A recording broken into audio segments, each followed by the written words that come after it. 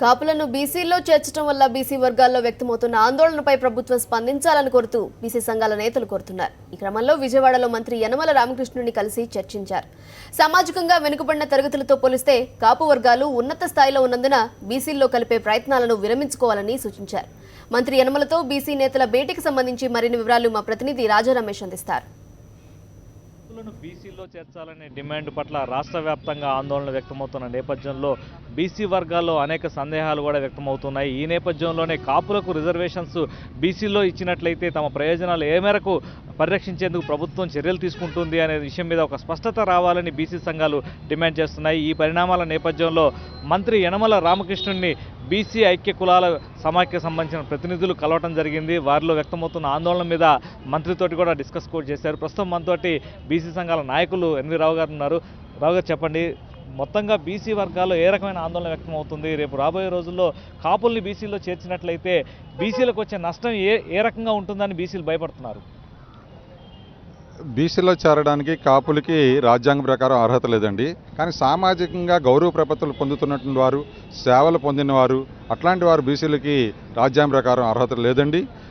ఆర్థికంగా వెన్నుబాటుతనం ఉన్నట్లయితే వాళ్ళకి ప్రభుత్వం ఆర్థికంగా ఈబీసీలో పెట్టి వాళ్ళకి కావాల్సిన చదువు కానీ ఇంకేదో రకమైన వాళ్ళు సహాయం చేసి వాళ్ళకి అన్ని రకాలైన సహాయం చేయడానికి మేము పూర్తిగా మద్దతు ఇస్తాము. దాని మీద మంత్రి దగ్గర నుంచి వచ్చిన సమాధానం ఏ రకంగా ఉంది? మంత్రి గారు బీసీలు ఎట్టి పరిస్థితుల్లో అన్యాయం జరగదని చెప్పారండి. 6 మ్యాన్ కమిటీ వేశారు. ఆ కమిటీ బీసీలందరితో చర్చిస్తుంది. మీకు ఏ రకమైన ఇబ్బందులు లేకుండా, బీసీలకు ఇబ్బందులు లేకుండా కాపులకు సహాయం చేసే విషయాన్ని పరిశీలిస్తున్నాము.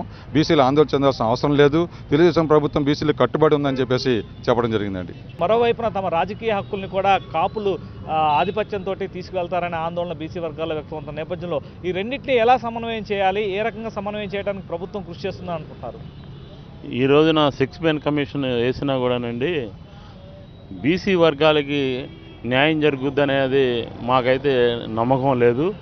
కారణం ఏంటంటే ప్రస్తుతం ఓటు రాజకీయాల కోసం అన్ని పక్షాల పార్టీల వాళ్ళు కాపుల గురించే మాట్లాడుతున్నారు. కానీ 55% పైన ఉన్నటువంటి బీసీలు వాళ్ళకు వచ్చే ఇబ్బందుల గురించి, వాళ్ళ పరిస్థితుల గురించి ఏ పక్షం వారు మాట్లాడకపోవడం వల్లే ఇవాళ బీసీ సంఘాలుగా మేమంతా కూడా బీసీ సంఘాలు ఇవాళ వేదికలను ఏర్పాటు చేసుకొని నిరసన తెలియజేయడానికే మేము ముందుకు వచ్చాం. అధికార తెలుగుదేశం పార్టీలో ఉన్న బీసీ నాయకుల్ని కలవటానికి కానీ, లేకుంటే వారందరినీ కూడా కలిసి వారితో ఒక ప్రకటన చేయించుకునే ప్రయత్నాలు బీసీ సంఘాల తరఫున ఏమైనా జరుగుతుందా? మీరు చెప్పింది అక్షరాలా కరెక్ట్ అండి. అయితే వారి నుంచి స్పష్టమైన మాకు సమాధానం రాకపోవడం వల్ల మేము ప్రస్తుతం మట్టుకి ఇప్పుడు ఉన్న పరిస్థితిలో ఆందోళనకరమైన ఆలోచనలోనే ఉన్నాం. అయితే 6 మ్యాన్ కమిటీ వేసిన నేపథ్యంలో కమిటీ నివేదిక వచ్చిన తర్వాతనే దీని మీద స్పందిస్తామని యనమల కూడా చెప్పడం జరిగిందని బీసీ సంఘాల నాయకులు కూడా చెప్తున్నారు. వీడియో జర్నలిస్ట్ దాసుతో రాజా రమేష్, సాక్షి టీవీ, విజయవాడ.